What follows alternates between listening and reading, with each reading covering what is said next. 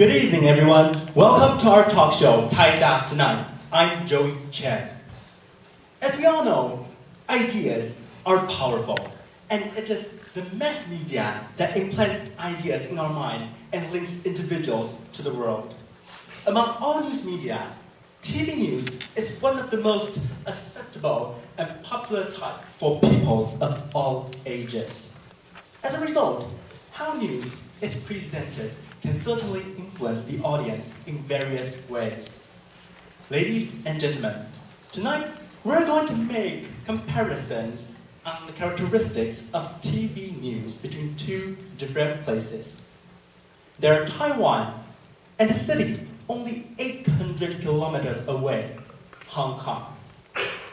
What's more, we have invited two experts to join our show tonight. Let's put our hands together to welcome Samin from Hong Kong and Claire Liu from Taiwan.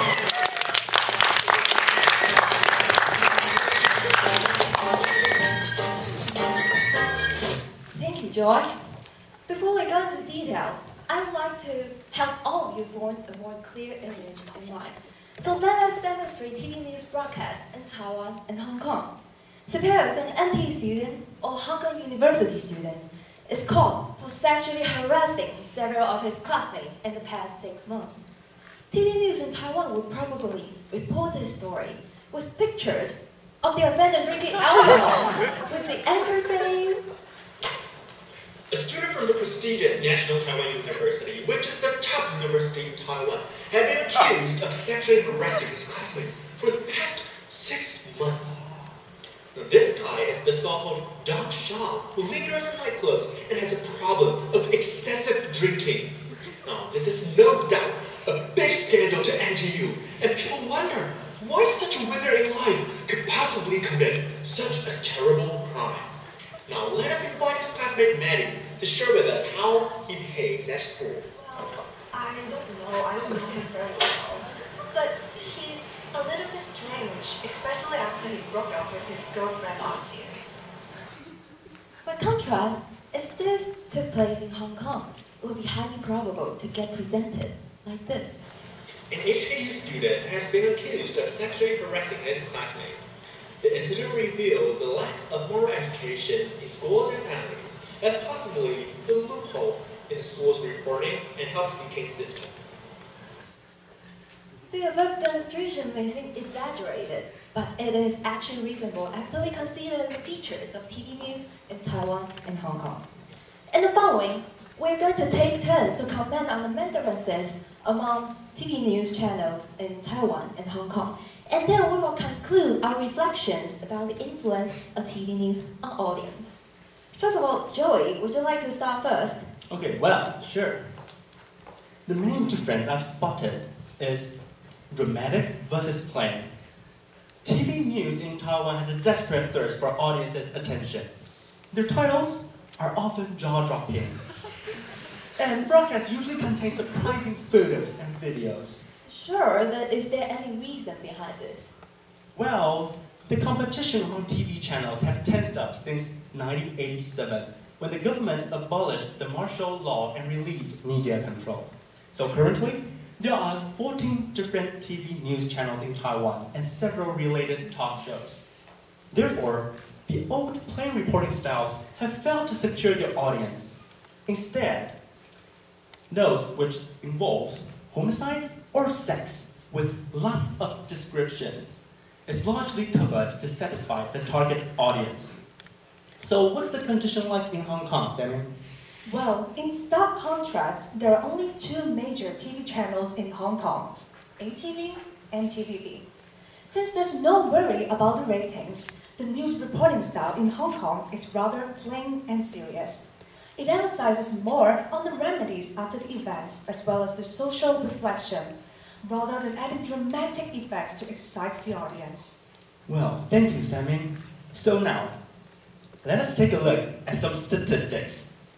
According to the Press Freedom Index, Taiwan enjoys rather more press freedom than Hong Kong.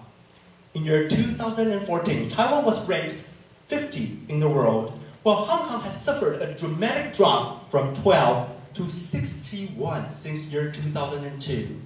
What more do you think, Claire? Well, in my opinion, there's another stark contrast that I would like to compare, which is cited versus neutral. This part deals with sensationalism. Well, that's interesting. What's sensationalism? Good question, Joy. Sensationalism is used to describe the bias made by media to provoke public interest or excitement at the expense of accuracy. Actually, sensationalism is more serious in Taiwan than in Hong Kong. Taiwan TV news usually convey strong political stances while adding emotional descriptions to persuade the audience. For instance, during the Sunflower movement earlier this year, there are many different news, but they report contradicting reports even when it came to the supposedly solid data. And what's the condition in Hong Kong, Samin? I think that even though Hong Kong news media tends to avoid reporting some sensitive political news, seldom are there statements related to personal feelings. TV news in Hong Kong sticks rather firmly to the principle of not taking sides.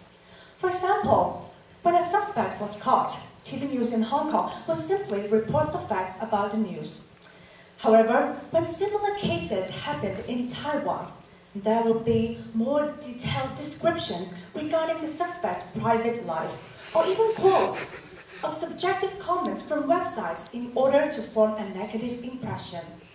In this case, the dichotomy between good and bad, at least in the audience's mind, becomes distinct even before the truth is fully discovered.